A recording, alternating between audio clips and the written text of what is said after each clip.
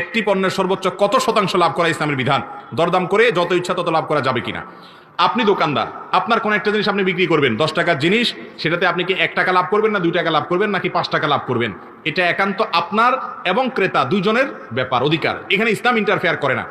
আপনি যদি অনেক বেশি লাভ করেন আর ক্রেতা যদি জেনে শুনে সেটা রাজি হয়, আপনারা উভয়ের সম্মত থাকলে ইসলাম সেখানে বাদ সাধে না। কিন্তু একজন দোকানদার বা একজন ব্যবসায়ী তিনি বিশেষ করে কোনো বিপদে ফেলে, ধরেন একজন কাস্টমার সে এটার ন্যায্য মূল্য কি জানে না, মার্কেট প্রাইস কি জানে না, এই চান্সটা বুঝে আপনি বেশি করে নিয়ে নিলেন, এটা অবশ্যই একজন মানুষের জন্য অন্যায়, অনৈতিক কাজ।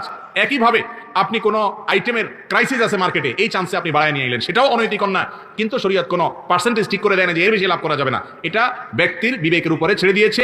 সেজন্য জুলুম না করে, অন্যায় না করে, মানুষকে বিপদে ফেলে যেন উপার্জন না করে। তবে চাইলে তারা উভয়ে মিলে এইটার যে কোনো দাম ঠিক করবে সেটা তারা নিতে পারবে, শরীয়ত সেখানে কোনো বাধা দেয় না।